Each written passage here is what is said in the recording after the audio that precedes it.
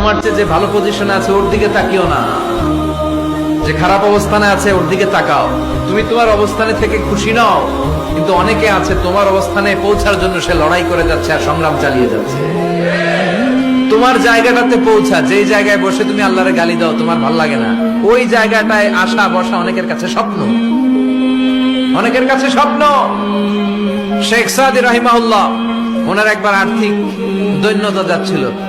ইরানের বিখ্যাত কবি বালাগাল উলা বিকামালিহি এর রচয়িতা, টাকা নাই, পয়সা নাই, পায়ে দেওয়ার মতো জুতা নাই।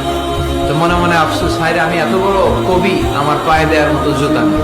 তো আফসোস করে ঘর থেকে বেরিয়ে দেখে একজন ভিক্ষুক ভিক্ষা করে, তার দুইটা পাই নাই। শেখ সাদির পায়ে জুতা নাই, শেখ সাদির পায়ে কি নাই, আর ভিক্ষুকের কি নাই, পাই নাই।